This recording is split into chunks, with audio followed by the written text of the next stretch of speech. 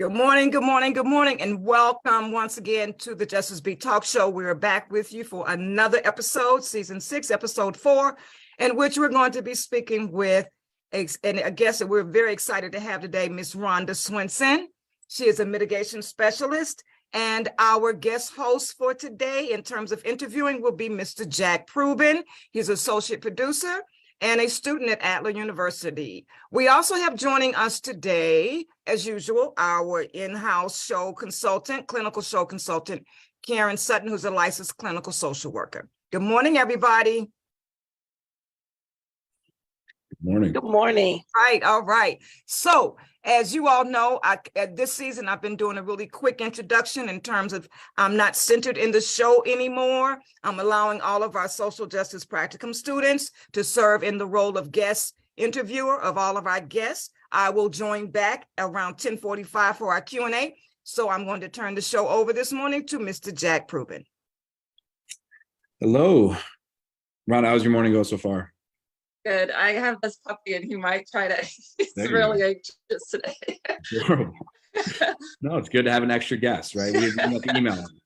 But well, to start off, I just want to say that it's great to have you, first of all, and then to dive right into it. I was curious as I'm kind of looking it up myself over the last couple of days, and I'm sure that a lot of people are familiar with it, but your main occupation is as a mitigation specialist, which will be kind of a main focus of ours today. So I was curious, obviously we'll dive deeper into it. If you could just give a general scheme of exactly what a mitigation specialist is. So the most general theme is that we're responsible for telling the client's story. So we want to humanize them to the judge, to the district attorney, to a jury, in hopes of mitigating their sentence. We originally started on like death penalty cases, but in California, we have so many options now for resentencing. So we're doing like a lot of what we call Franklin's, which is youth parole. So anyone committed a crime under 26 and under. And then we have juvenile transfers that we might do a lot. What's called like 1172, which you can petition the court after 15 years for resentencing. So we're used a lot in that. And then for gun enhancements, gang enhancements, basically anything where like, well, any case really would be useful to tell the client's story, but really where people are looking at like life sentences is where you're used a lot. But that's just the most basic. No, I appreciate it. And I'm curious, so you kind of said, is it different by state to state? Is California kind of a difficult area to deal with it, or maybe a better one? California is better because we are recognizing the fact that like childhood trauma, community trauma, all of that matters. And plays a role in like the decisions, the factors of youth matter. So all of that plays an important role in, when someone commits a crime. So California, because of Newsom, is really like on the forefront of making sure that we're looking at the individual and humanizing them, whereas there's other states where you can still, transfer juveniles to adult court, which we do have that here. But we just passed a law January of this year where the only time that you can transfer a juvenile is if you can show that they're not amenable to rehabilitation, which is huge. So so California is different than most states. No, that's awesome. And it's great. But we still have a lot to go. We still have a long ways to go. We kind of look into that, kind of where that was going to be one of my questions in a little bit, of kind of where this occupation kind of should head to. But I imagine the most difficult part, like you're saying, is kind of to make those childhood traumatic experience a quantifiable thing, right? And to show that, how do you make a story be something that can uphold in court and have actual quantitatable things to it? Is that a challenge that you endure? So the thing about it is, I would say, like, for any other type of case besides death penalty cases, this work is pretty new. So, all public defenders' offices now, alternate defender's office, conflict panels, everybody's using what, we call like forensic social workers, which is like individuals who essentially like, work in like these systems. And so for them, a lot of times they're coming trained and they're very like clinical in their report writing. You know, a lot of offices think that they can only use like licensed clinical social workers to do this, or master's degree social worker people to do it. And, you know, as you guys, like a lot of people know, when you're pursuing that degree, you're trained in a certain way. But the reality is, like with the courts and stuff, like I think for any of us, the more that we hear a person's story, the more we can relate to them. So for me, like I'm coming from a sociology background. And so when I write my reports, I really like, I write one report that's like, you know, the report about breaking down the story. And then I do what I call like a visual social history. So it's more so like, you know, pictures of the families and like linking, like showing places, showing, you know, racial justice issues that like were going on during the time. So I think that it's important for like both sides. Like, yeah, you have to bring in like all the trauma and stuff, but you also want to really just like highlight so much of like the person's life that I think if you have passion, then I think anybody could do the job. Um, And so when you're kind of bringing these things to the forefront of looking at whether racial issues in the past or, you know, situational for the person that when they were being raised or whatever it may be, what is that searching process like? Is it, so imagine mainly just a one-on-one conversation, or how, exactly, well, how does that go of finding and digging up those details? so, you know, like so say for instance, I mean, I know that you guys probably have it, I think like what St. Louis, Missouri and stuff is like really high crime rate and stuff. But like for us, it would say like be like Oakland. So I might bring in like you know, riots that were happening in Oakland at the time, or the gun violence in Oakland, and talk about like the community violence and how that impacts the individual. You know, going back to like the 90s, like the super predator myth. So you would bring in the information about that. Like if you had clients that, you know, in that period of the 90s where we were at the height of the super predator myth, talk about how that impacted the way in which we sentenced, especially young Black children. You know, so for me, like my job is like getting the information from the client, but then also doing a lot of research on my own to see, you know, how intergenerational trauma would impact an individual. Like I have a lot of clients who came here as refugees from Cambodia or Laos. So bringing all that information in to help not just the courts, but I think like a big part of like how I look at my job is to heal the client and bring connecting those dots for them, because they're taught so often, you know, within the systems that like they don't matter, that their story doesn't matter. And so for me, like it's a healing process for them to be like, okay, well, I acted this way, but this is why I acted this way. So yeah, that's a big part of how you bring all of that stuff in, is you're getting the information from the client. They're doing usually a social history and giving you some background, and then you go in and you talk to them about the things that you need to talk to them about. Like, don't re-traumatize. That's a big part of our work, is don't re-traumatize people. Like you don't need to, if they already wrote something down and you don't need that information, don't go in and start digging. Don't go in and start digging with their families, you know, because we're not there to be, I mean, I stay on forever. Like I'm like a lifetime person. So I'm like, I'm gonna follow you until you're like, hey, leave me alone kind of situation. But like we don't, even though like we're therapists in a lot of ways, at the same time, like we don't get to provide that one-on-one therapy. So you really, really want to make sure when you do this work that it's not re-traumatizing people. Only get the information that you need in order to write the best report possible. Absolutely. And by the way, I was going to say, Karen, if you do have any questions, feel free to quiet me down. But I was going to ask, so, you know, I noticed that, so it looks like you have been kind of working within it. So your legal services since 1999, correct?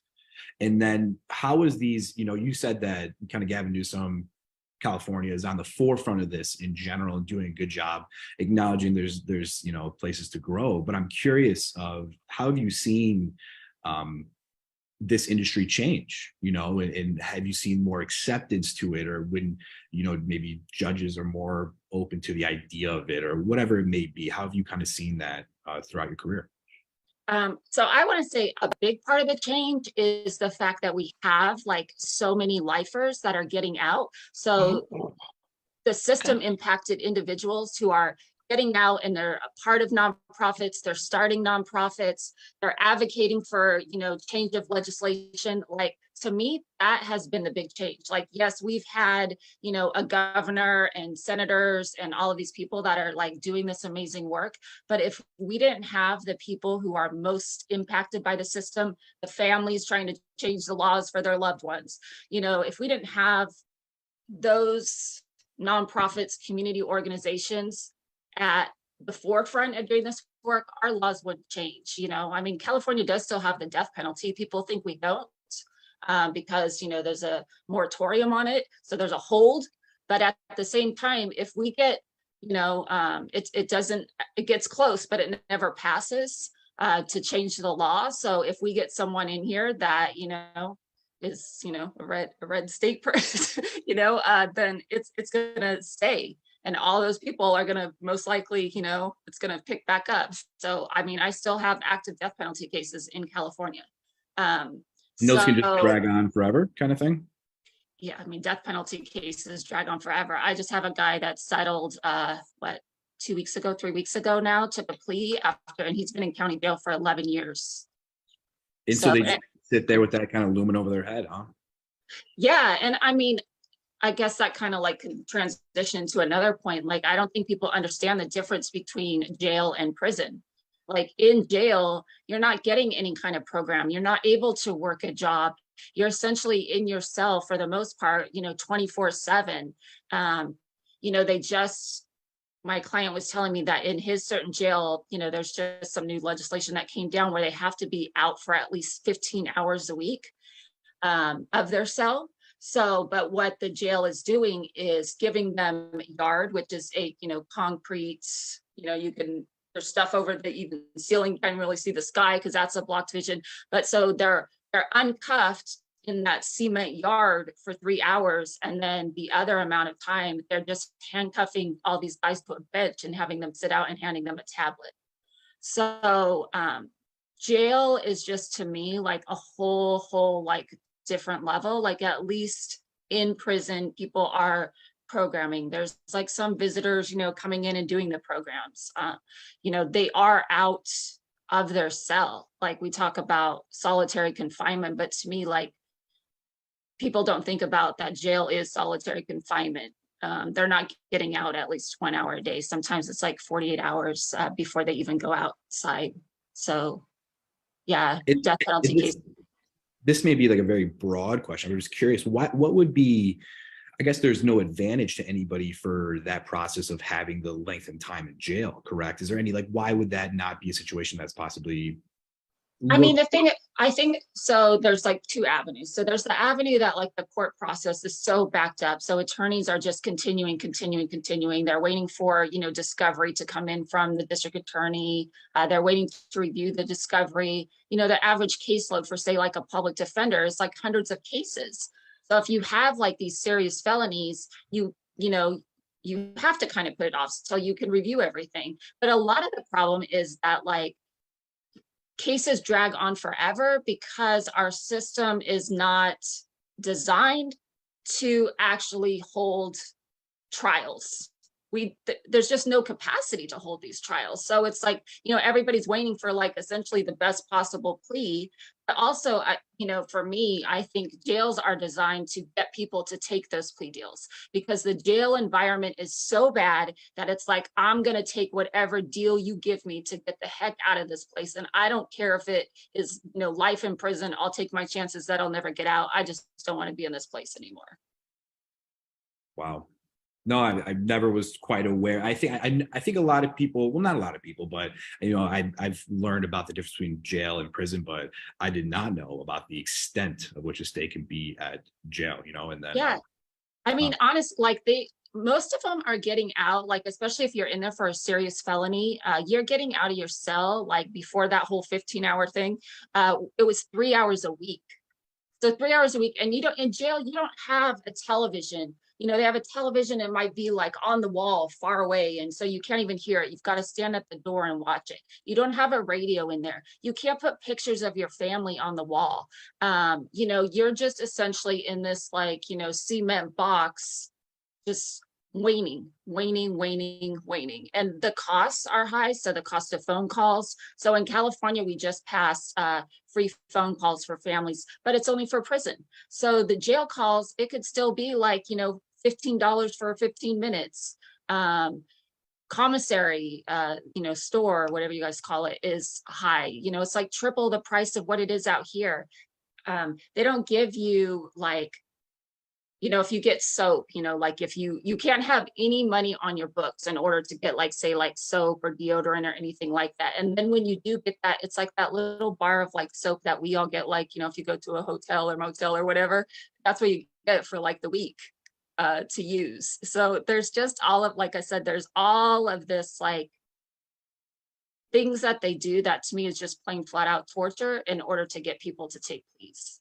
And so I'm so curious, and that's one great thing. That was going to be one of my questions, was how much you're actually involved after sentencing or actually in prison and stuff like that. Because, but I was curious of, this is probably a loaded question overall, but you mentioned that you feel as if jail is sometimes designed to make people, hey, I'll just go to prison for so and so. What do you see as that, the psychological effect on a lot of your clients? You see it like after, so like the one thing is like, there's a lot of people that do this work and a lot of them are coming in just like now doing the Franklins, which is what we call the youth offender parole. But like for me, I started out in this field as a criminal defense paralegal on capital cases, on, the most severe like gang cases and everything. And so I didn't really transition to doing mitigation type work until like 2006, 2007. And even then we didn't really call it that, it was just like, oh, you know how to do this. Can you write me this report? And you're like, okay, like, sure, but for me, like I already had that background information of like what jail and prison was like. And so for clients, like I've seen like the transition. So I do all kinds of like cases. So I do, before pretrial, I do, guys that have served like 30, 40 years. And so for me, it's, I can see the transition of like the effect that all the different environments have on them when they're transitioning back. Sorry, you have it. What was that? Oh, sorry. Yeah. Oh, I'm sorry. No, of course. Karen had a great question she'd like to ask you. Yeah, you just mentioned too, Rhonda.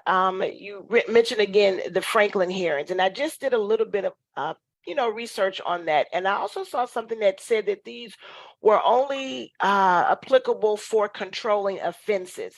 Could you sort of elaborate on that and explain that more for our audience so they fully understand what a Franklin hearing is, and then what a controlling offense is, and why those are the only ones that are considered?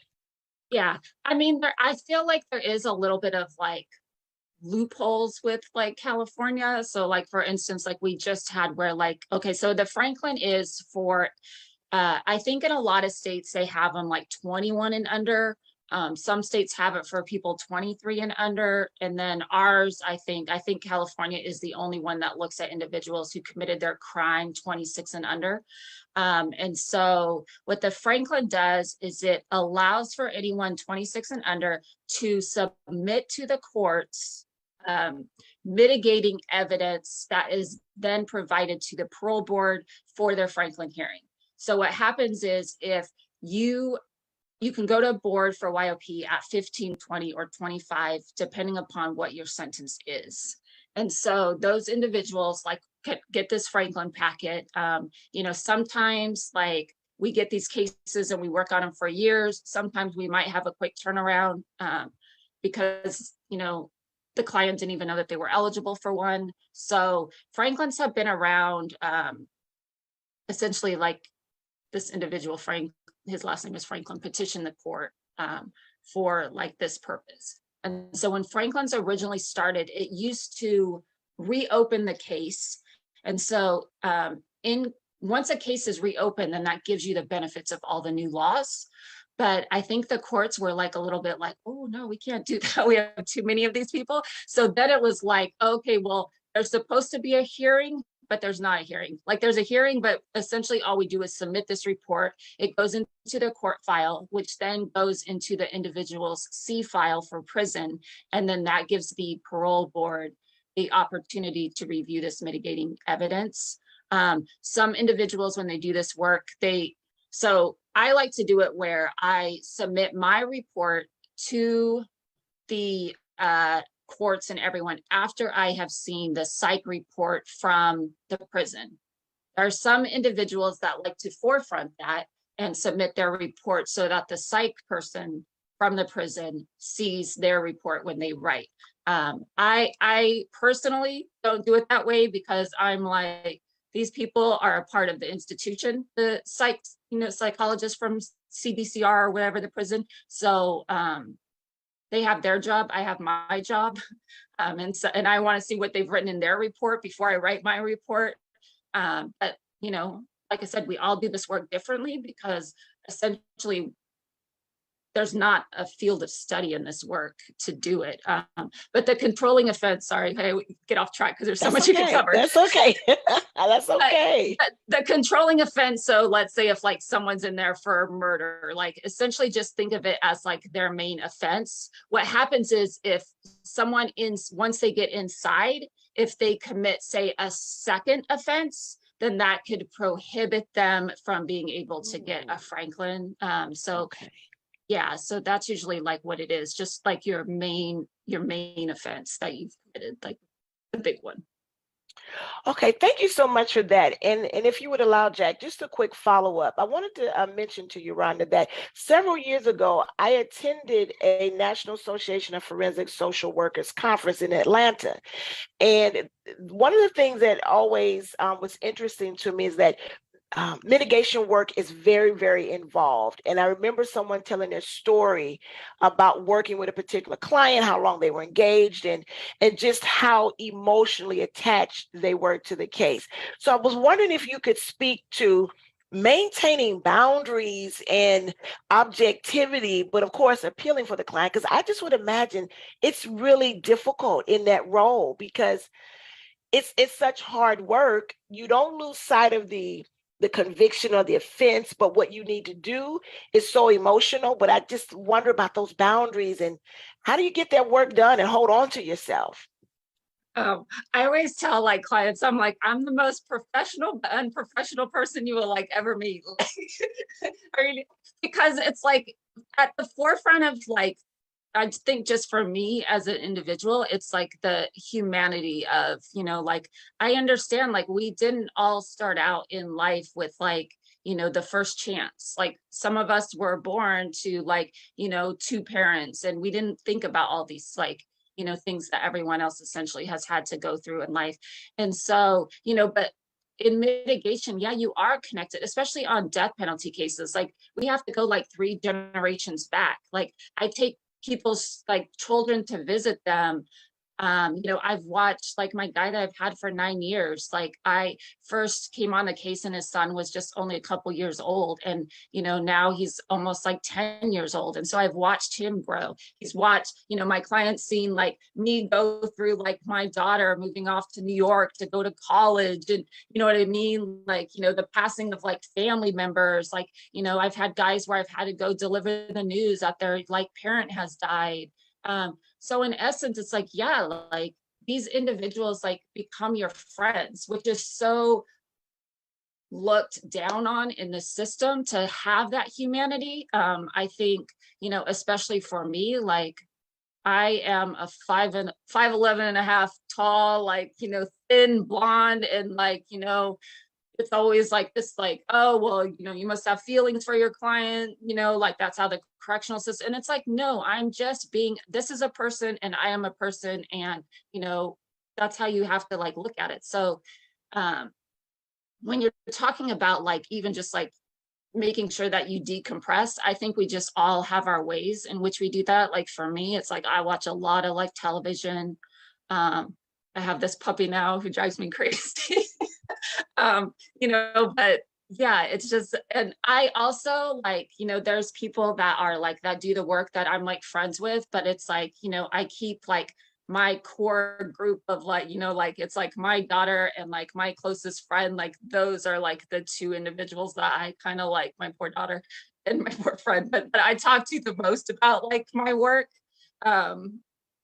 Yeah. And so I think that there is, but I I don't think you can do this work without being impacted by it. And I think that that's why a lot of people just really put that professional wall up, like, like, okay, I'm Miss Swinson and I'm here for this and I'm here for that. And I'm like, no, my name is Rhonda. Call me Rhonda. You know what I mean? Like, what do you need? Do you need books? Do you need this?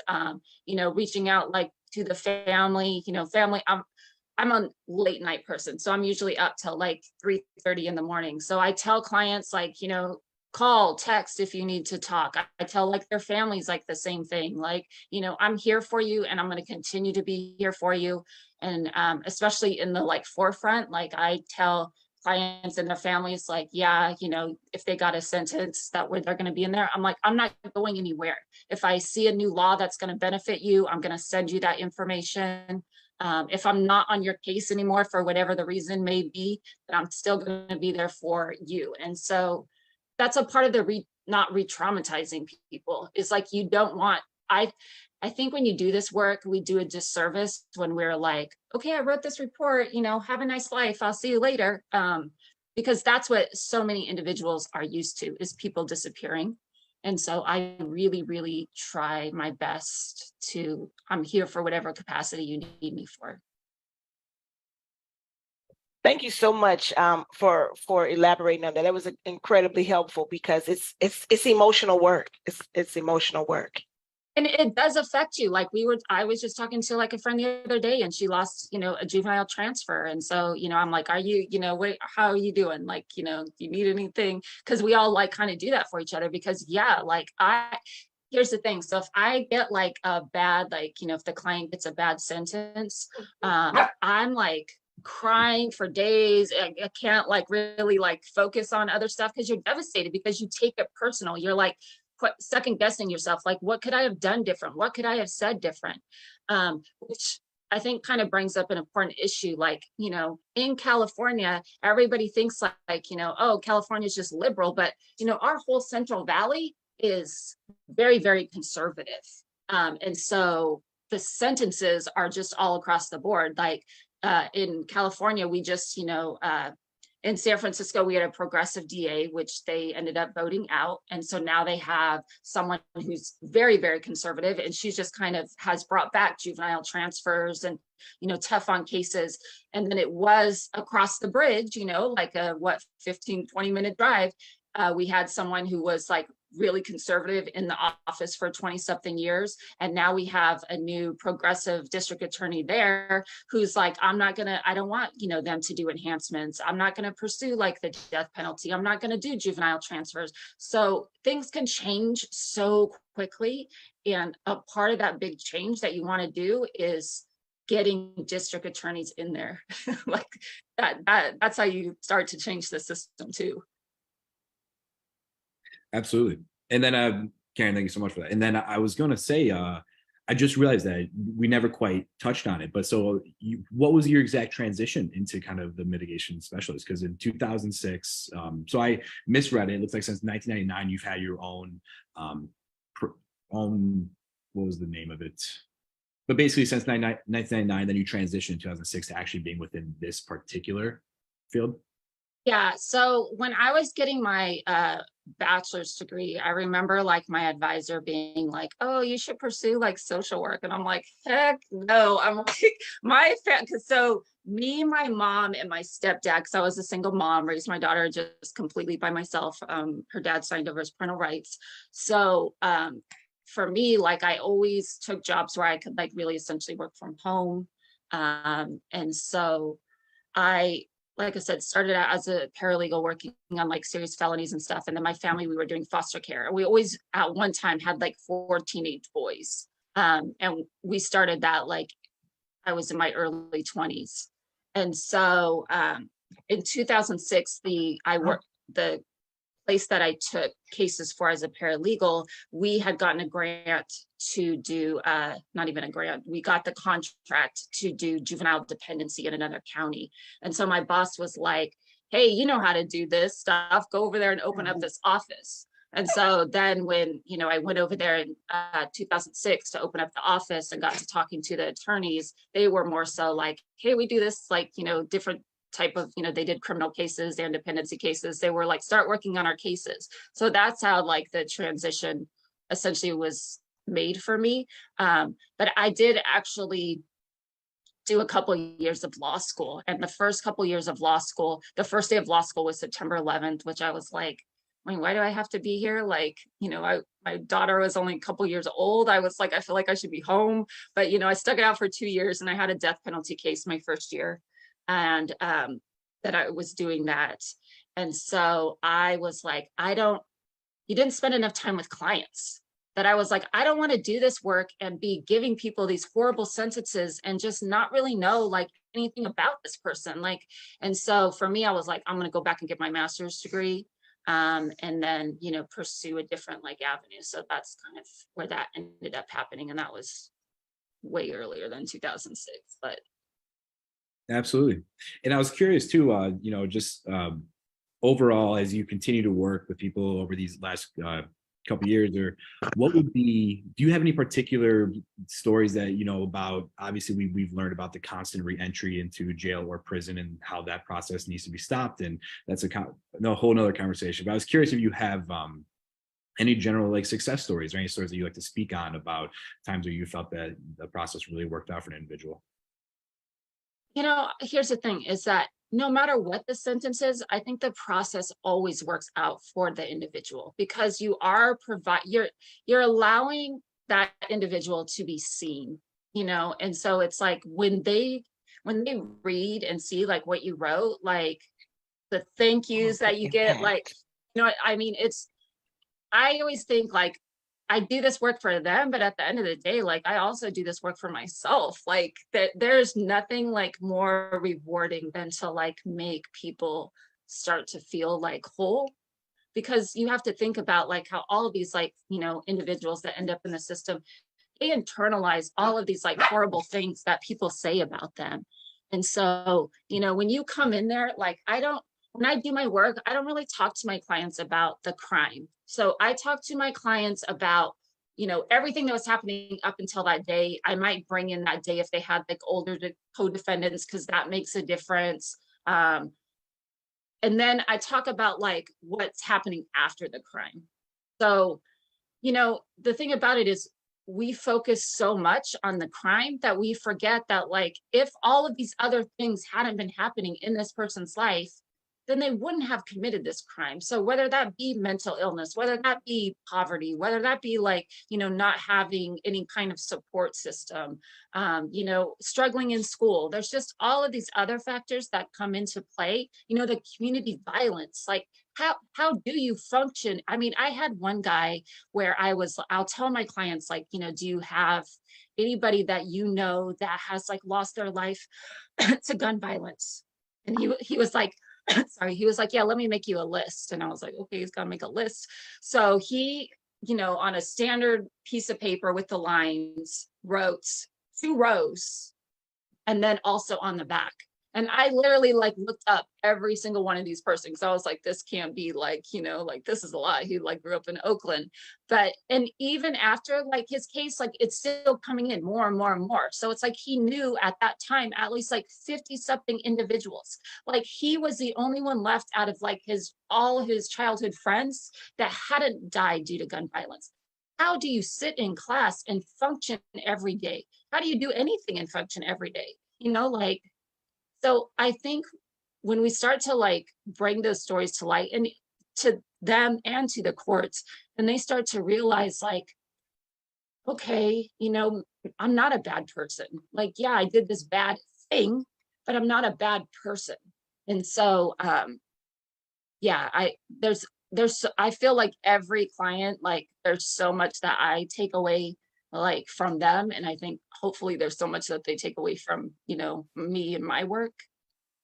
I'm sure there is. I mean, I can't imagine that kind of internalization and that struggle within that. It's a life that you can't imagine living if you haven't, right? And I'm curious with individuals that possibly you've seen turn down a proper path or whatever it may be, what is that flip that occurs, and I'm sure that's different in every single person, but obviously someone like you as a support system or what is it, the foundations that allows people to kind of build on and possibly see that new path, or, believe in themselves and understand the fact that, hey, it's a process, that the way I was brought up, not, I may have did a bad thing, but I'm not a bad person. I mean, I think support system for one, like that's the main thing, like having at least, I mean, and we know this from research, like having at least one person throughout your life that like, and it doesn't have to be the same consistent person, but you need to have at least one person from all points in your life that you can point to be like, I had someone and they were there. But like, there's also that like moment that like, your brain does fully develop and you are starting to like think about the things. That's why like incarceration and excessive sentences like are just not how we should be doing it, because it's like after like 10, 15 years of incarceration, that someone has had that light bulb moment, like, I don't want to be in this anymore and I'm going to change. So it's like the programming, that they get inside helps. And I think the program that really helps is when you have volunteers from the outside that come in and once again treat people like human beings. And so they once again feel seen and they're like, I want to be better for this person. Like I think even with my client that like, I've had for like almost, 9 years or whatever, like for him, a lot of it was age, but I think a lot of it was like knowing when he would do something, like seeing the impact that I think like it has on me. Like I go in there and if somebody's like, gotten what we call like a 115 in prison or they get a write-up in jail or whatever, like I'm crying. Like, I'm like, what are you doing? Like, we don't want to go backwards. We want to get you out of here. Like, so I think like when people start to see like, this is having this impact, or they're seeing like, like guys having their moms, like, pass away and getting up there in age, or seeing their kids grow. Like, I think that shift like starts to happen. Like, I don't want to do this anymore. I want out of this place. Education is big too. Like, sending people books, finding their passion inside. Those are also like going to be like the big shifts. Like once people realize like, I don't have to do this anymore. I can, there is this possibility. So a big part of that too is like telling clients like, guys inside are like writing books and they're getting outside and they're starting nonprofits, or they're connecting to colleges and they're teaching like from, inside prison, getting them to understand that like just because you're in here, that doesn't mean that there's not like a whole world for you outside that you could be a part of, but you got to do the work. That's a big thing, is you have to do that work. And that was one thing that I was kind of shocked by, is that, and maybe I'm understanding wrong, but education, I think everybody believes that's a huge part of it, as well as the other things that you mentioned. And so when they're in, kind of touching back on, we're talking about jail versus prison, are they able to kind of work towards any kind of education in that stage? So in jail, a lot of times you can do correspondence courses, but it's hard because in order to do a lot of the correspondence courses, then individuals from like the college that you are doing the courses with have to come in and administer tests. And so if you have a jail that's like, I'm not letting these people come in and administer tests, then they can't really do the college courses. Now in prison, so in California, we just passed where everyone incarcerated is eligible for Pell Grants now. And we have what's called like Project Rebound, which is where I think all the California state universities now have it, where individuals who are like formerly incarcerated can like transition and, have like support and all of this stuff to be like at college. And a lot of them are starting the classes while they're in prison, and then they transition, to like let's say they get their bachelor's in jail or in prison and they haven't finished it yet, then they'll transition over to like a college and finish the stuff up there and have the support system that they need, which is amazing. But yeah, like education is key, but also education is not for everyone. So like having the vocational skills where, like welding is a big thing. Welding is also a big thing that the parole board loves. So it's like people being able to get like, or, auto mechanics, or, being a barber. Like there's like this great organization where it's like started by individuals like working with formerly incarcerated to be barbers and getting their license. So there's like all these different avenues that people can pursue. So for me, like education is about like finding what you are passionate about and then helping them. So like I have one guy who's like, I really want to be like a certified like public accountant, CPA. So I was like, and he's like, when I get out, and I'm like, well, why start when you get out? Like I was like, let's just get you the books now and you can start studying. So when you do get out, you already know the material and you can just go take the test and do whatever the easy stuff. But I was like, you know, for the most part, you're sitting here day in and day out. Like, let's just start the process now. So for me, a big part of like the education is finding out like what interests your client, and then, you know, going forward with how you can help them get that now, that education. Absolutely. And I was curious too, and I'm sure that, you know, once we'll have some other people in a couple of minutes here ask a couple of different questions, but speaking to your occupation as a whole, you know, and you mentioned that there wasn't really a path carved out for this, and there still might not be, and the need for people and all these things that you mentioned kind of previously before stepping on. I was curious if you would rather, you know, if you want to talk about the future, where you desire to go, or what your just opinion about the field is itself, if you can kind of speak on what you see the direction of the field and kind of being involved in it. Yeah. So I think the field is growing, and the field is growing faster than we have people, which is just really, really sad, because like I said, you know, like I'm going to be 50 this year. So it's like, there really, really wasn't, you know, even though like I was a sociology major, you know, a lot of those classes are the same as if you were doing social work, or the same as if you were doing criminal justice. So there wasn't a class that taught you about any of this stuff. There wasn't a class in, say, like law school that taught you about any of this stuff. And so now, even though we do have like great organizations who are, you know, trying to like, so we have, you know, the National Association of Public Defense, NAPD. So they do a lot of work. National Organization of Forensic Social Work. They do, you know, some trainings and stuff on it. But, you know, a lot of times too, what we're kind of running into problems with is that once someone has a degree, they think like, oh, I already know everything. I don't need to take any training. And it's like, no, yeah, you have a degree, but you don't have a degree in exactly how to do this work. So like, there were so many of us that I think were like self-taught. Like we took, if like you look at my like resume CV, I do extensive training, and I do extensive training all the time, because you're always going to be able to learn something from someone else. And so I think, you know, no matter what profession you're in, like if you see like a pathway or whatever, like figure it out yourself. Because like I said, if you have the heart to do this work, then you should do it.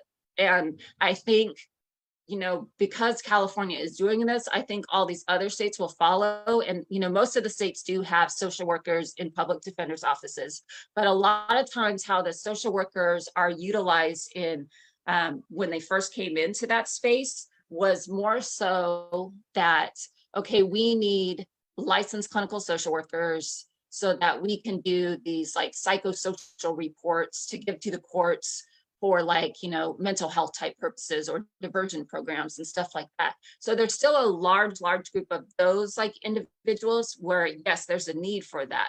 But because of all with laws changing nationwide about how we, you know, giving people 25 to life gun enhancements, 25 to life gang enhancements, all the new second look laws that are coming out, you need individuals who can look at the individuals and write about that. Because like I said, the more that we humanize the individual, the better chance we're going to have of getting them like out of prison and decarcerating, you know, our mass incarceration. So yeah, hopefully people will pursue this work, because like I said, there really is a need.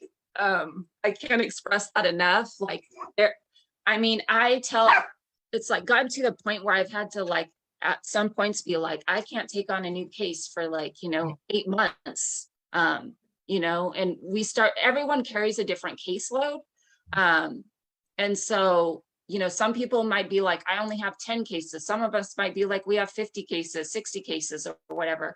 And so if you're in an office, there's a lot of support system, which is great. And you also get like a regular check every like week or two. Whereas like if we're doing this work as independent contractor, sometimes you might go 6 months without being paid. You might be forefronting all of that up front. So it's like, you really have to like, from that standpoint, love the work, you know what I mean?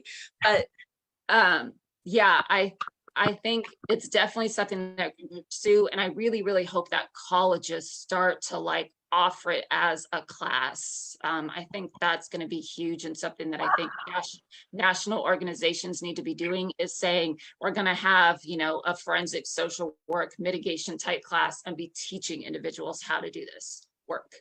Absolutely. And I think in a minute here, we're going to kind of reintroduce Elaine, but Karen, do you have any kind of, obviously we'll have some time after this, but you have anything?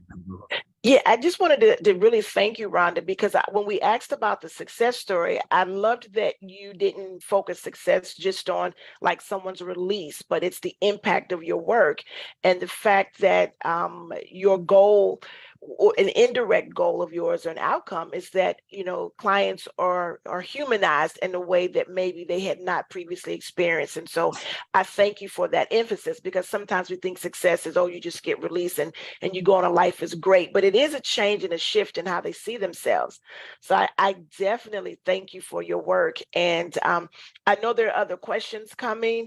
If you could give just a little thought to, if we have some people watching and maybe they have a family member who has one of these kind of cases that you would work on, say they don't have a mitigation specialist on the case, how would someone petition for one?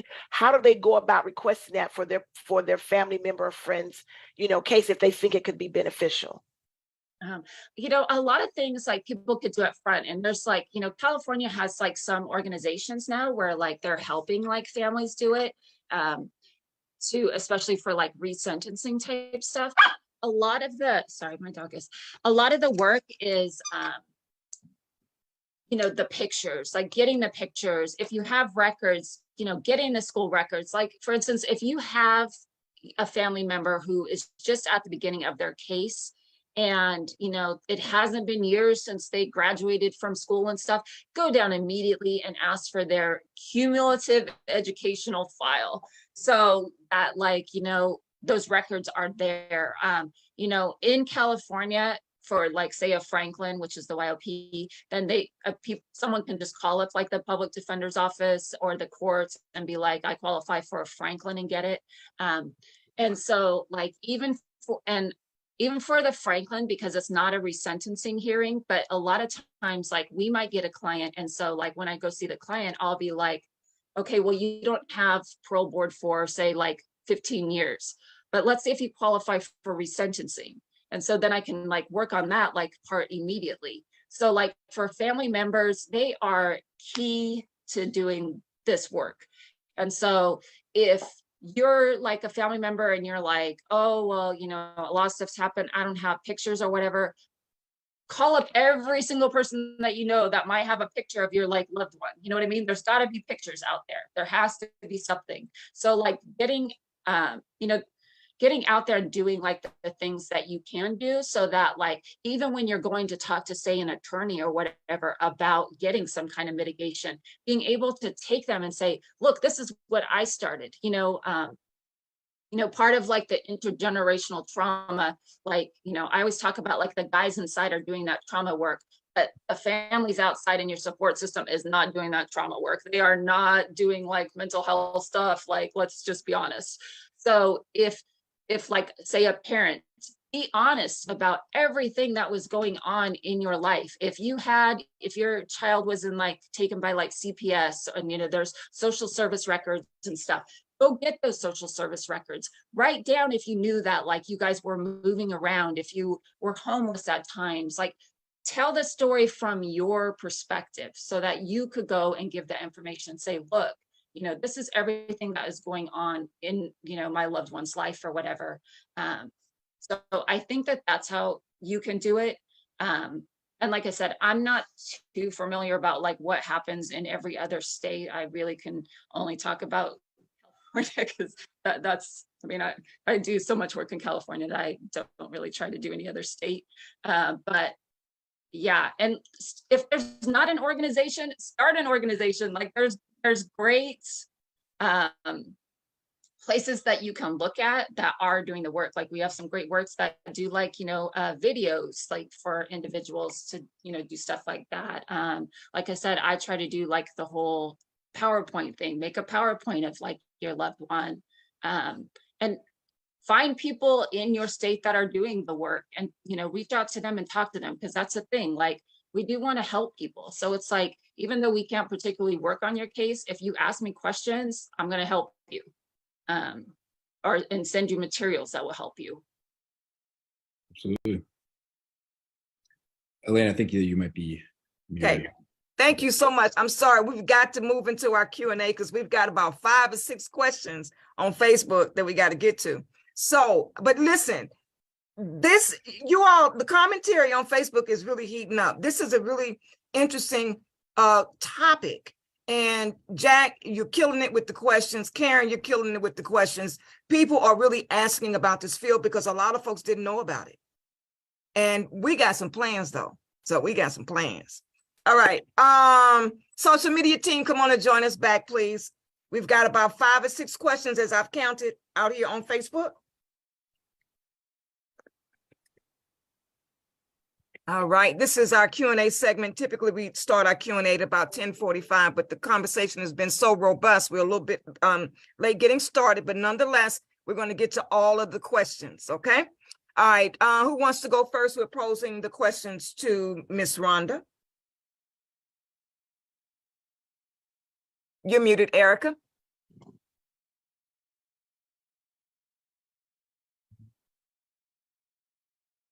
Erica, you're muted, sweetheart. Yeah, I'm sorry. There was no questions on Instagram, but I know there was several questions on Facebook. Yes. Okay. Yeah.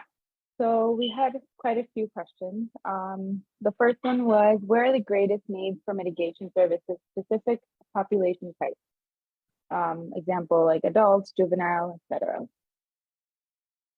I would say both. Like, I don't think that there's like a greater need one way or the other. Like, sadly, like there's people that are like, oh, like we're having a big issue here now in California where like people are like, oh, I won't work juvenile transfers because I don't want to testify. The thing about it is, if you work on a case, you could be called to testify. So you should take any kind of case. I personally, like, juveniles are like my heart. So, if we can stop them from getting into, the adult prison system, we want to do that. And I think where it's, where we can make a huge impact, but there's a need across the board because, like I said, with all of the, especially the second look type laws and stuff that are being passed, you have to just you need mitigation to start telling these individual stories.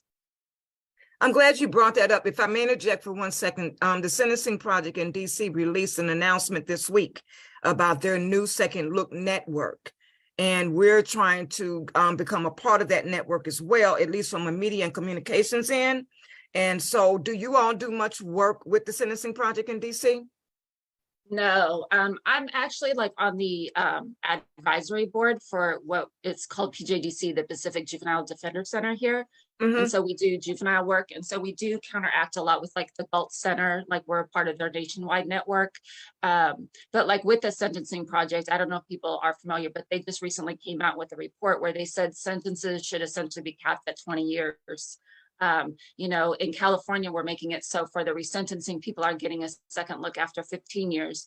And so when you look at like all these excessive sentences that we're giving individuals, all of the research shows us it's not necessary. And so I want people to start thinking about, and I'm probably preaching to the choir, but exactly what is the purpose of incarceration? And I won't bring in like, all of the racism and all, that part of it, but that is a huge part of it, and the money. Like, let's, and so we're not incarcerating people to protect society because research shows that's not contributing to our safety. Right. So we got to be honest about that.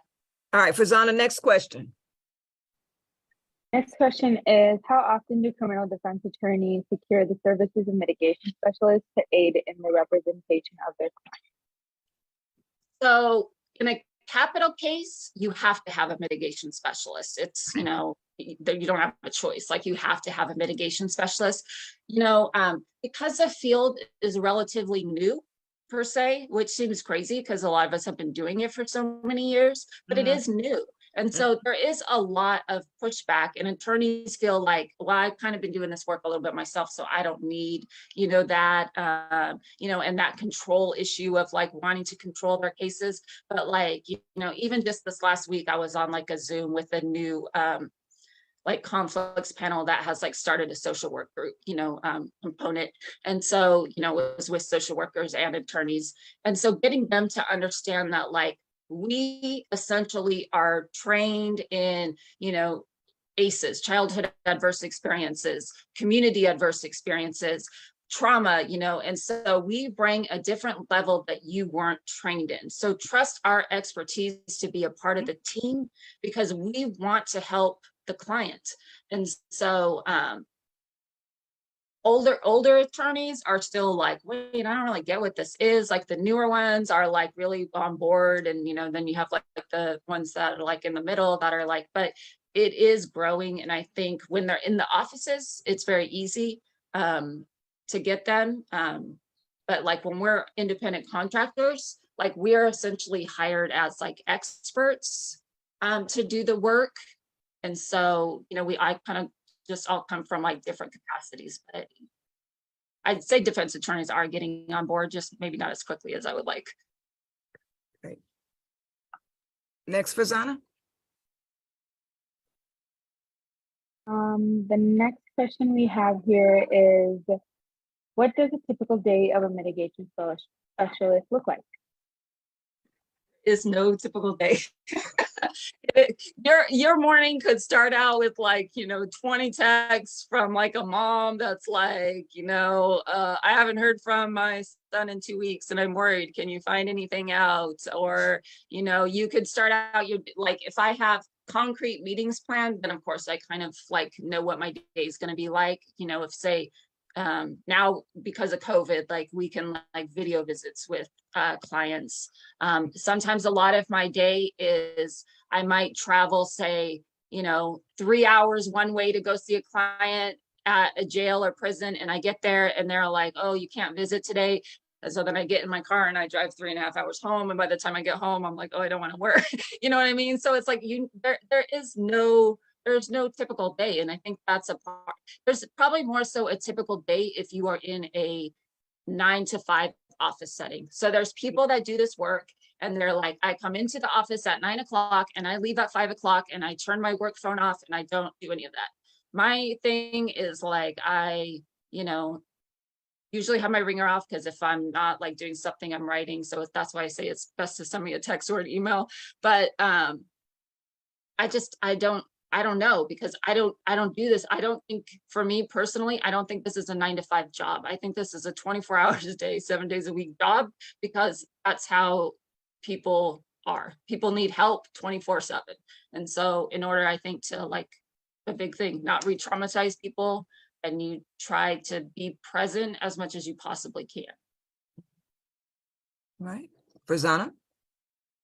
Yeah, another great question we have is, are mitigation specialists only called for juvenile transfers and death penalty cases, or can anyone call on them for aid with their current case or trial? So I want to say that there's like two different, so there's mitigation specialists, and then there's like forensic social workers, master social workers, like social workers. We just call them like forensic social workers.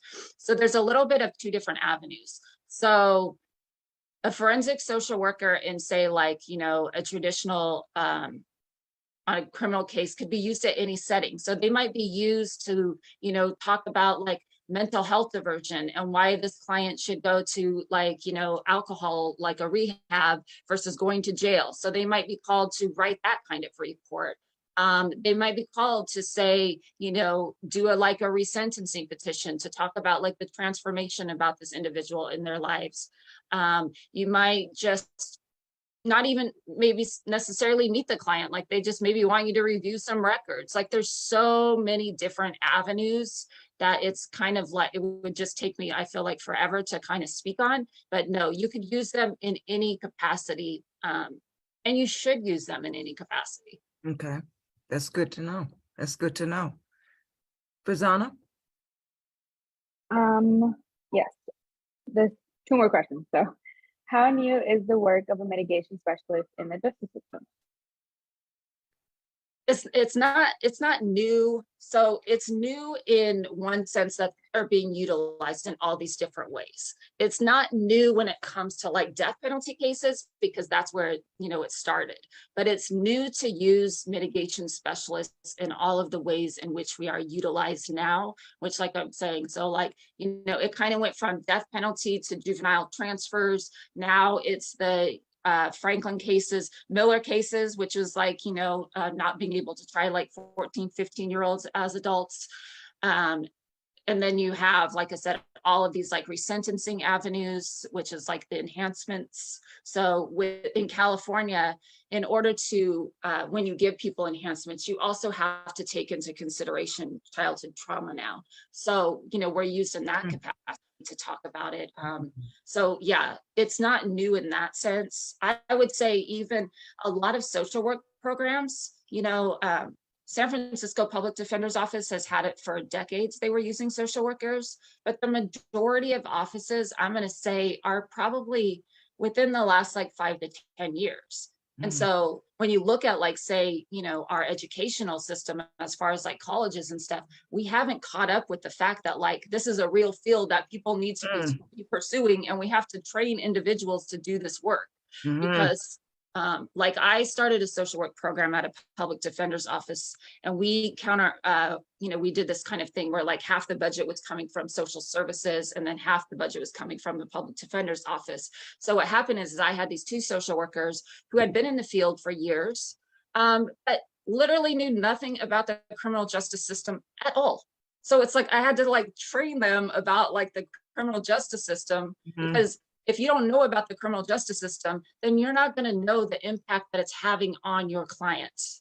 And so, yeah, our education field really needs to like catch up with the fact that this is like a real job that people need to be pursuing, and that there's a need for you. Like you're going to be able to find work. And before we get to the last question, it has to do with whether or not there's a pathway in the education field for this work. And I want to ask you a question.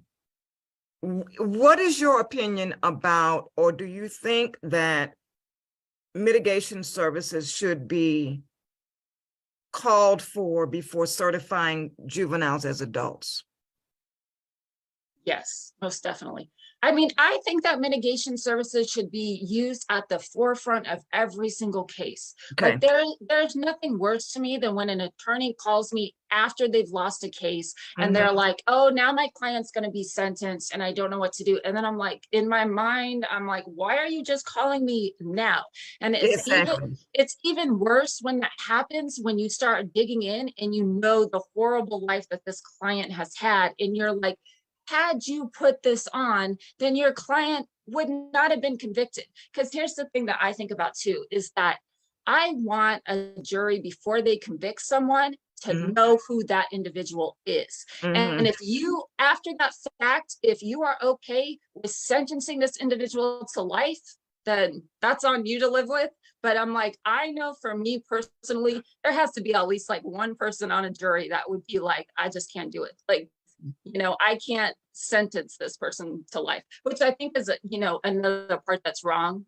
Sorry, I get so off track. Another part that's wrong with our system is you don't get to know what sentence someone is getting, Right. when you convict them of a crime, because I think so many people would rethink, the sentences that they're giving. But yeah, definitely mitigation needs to be at the forefront. Like you need to hire that person from day one and say, look, I want to help this individual. Can you look at it? It should be on every single case. If it was up to me, it would be nationwide, that, every single case you have a forensic social worker, or you have you're using mitigation. Okay, excellent. For Zana, last question. Yeah, last question, like Elaine mentioned, is there a pathway for a mitigation specialist in the education field? So like I said, there's always different thoughts like people have. So like I said, there's the whole thought that like this has to be someone who comes from a social work background, because people think we need licensed clinical social workers because we need these psychosocial reports done, all of this stuff.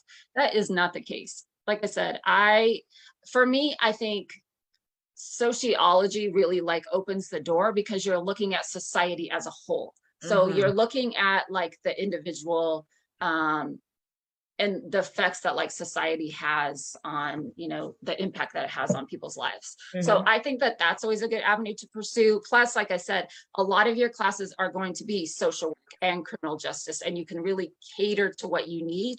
And I think if it's something that you're interested in, then find your own path in like education. Like, you know, there's a lot of, like a big part of our job is writing, like so much writing. And for me, it's like, you know, creative writing stories, like, you know, taking classes on like nonfiction and all that stuff. Like you have to, yeah, I mean, that's what we are. We are actual like storytellers. And so, and if you're doing this work in the way in which it should be done, then I think that you are a storyteller. If you're doing this work and you're coming in, and this is the part that I have where it's like when people think like, you know, the clinical component part is good. They read enough clinical stuff, and there are different experts that can like hire. And if you're hiring someone for that part, that's good. But the part that we want to really, really express to people that I feel like is lost is that our part is to humanize, which seems so insane that we have to humanize a human, but our job is to humanize that client. And the way in which we do that is to tell stories, whether that be through, you know, an actual like, you know, report, or whether that be through, you know, PowerPoints or a movie, or, you know, like people connect to stories. And so we want people to connect to our client. So we have to be able to tell stories. So Rhonda, given the fact that I kind of know the person who asked that question, I want to put it, I think, in the context in which she meant to ask the question. That was an excellent feedback you just gave, because that was needed. This person is a former teacher in an alternative school.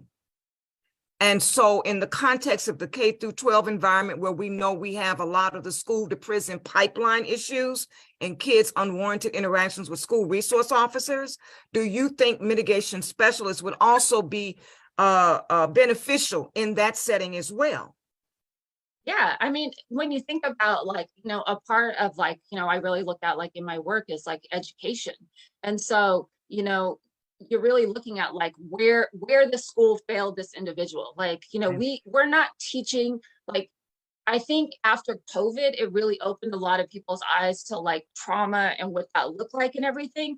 So like now a lot of schools are thinking about that and thinking about, so even like, you know, schools were introducing ACEs, adverse childhood experiences, but at the same time, they weren't introducing the adverse community experiences. Like if you're dealing with racism and poverty and violence and, you know, all these other aspects of like your neighborhood you don't have control of, you have to be talking to that individual. So it's like, you know, when we talk about like the school to prison pipeline, so I actually, like when I was getting my teaching credential, I taught at a school that was like run by an actual like group home. And so all of my kids were like, you know, kids that were either in foster care or they were in like the juvenile justice system, all this stuff. So that first day I came to like teach, there were like kids sleeping on the floor, like, and I'm like, what is going on here? Like, I was like, if my school comes to like actually like see what they're gonna do, and they're gonna be like, oh gosh, you know. So I asked the teacher first, like, what the heck is going on? Why don't these kids have real books? But then I asked the kids, what do you need? What's it going to take for you to get engaged in this class? And they said to me, one kid raised his hand and he was like, it's cold and I would like to have hot chocolate. And I said, okay. So I went and got a coffee machine, hot chocolate packets. The next day, if you wanted hot chocolate, you just went and made hot chocolate. You know what I mean? So it's like, we need to be talking to kids and figuring out what's going on. And the thing about it is teachers aren't trained in that. Quit expecting people to do every job possible. We have people that could do this work. So, you know, for the individual that's teaching in a school like that, like, yeah, you need to know what's going on with that kid. You need to know that maybe they were responsible for, you know, getting their 5 siblings ready for school in the morning. And that's why they're late every single day. There we go. Yeah. And so there's all of these like things that we could all be doing to help each other to just make our community better and safer and to, you know, keep kids out of the system that yeah, you definitely need, every school should have a social worker. Okay, Yeah, excellent. All right, we're about 10 minutes over. sorry. But you know, but this is great, and the questions were coming in, and there's so many different ways that we can expand the capacity of this work in different settings because it's needed, as you said. And you know, I just think that there's a lot of room here, and my mind is already spinning on ways to address these issues. Rhonda, thank you so much. I'm going to turn it back over to Jack to close us out. I want to first thank the social media team for fielding the questions and monitoring social media. I want to also thank Karen for her input from clinical perspective, and Rhonda, you'll be back. You'll be back. Okay, Jack, turn it back over to Jack. Yeah, Ron, I mean, I appreciate it completely for everything that has been explored. I hope that you have created a couple of people in this chat or that are watching that want to kind of go into this field. Overall, yeah, that's kind of all I have. And I really, really appreciate you stepping on here. I know that everybody else does. And like Elaine said, Karen, thank you for all of the fantastic questions as well. And I'm sure that you will be back, and hopefully the puppy is here as well. And no, I just really want to thank you for your time. And I want to give a shout out to Kwanda as well, who, while this was my show, Kwanda did a lot of all the communication between you and her. So I appreciate her. And that is all I have for right now. So I really, really appreciate it for you hopping on this week of the Justice Beat Talk Show. Thank you for having me. Thank you so much. And I want to thank everybody for joining us, our listening and viewer audience.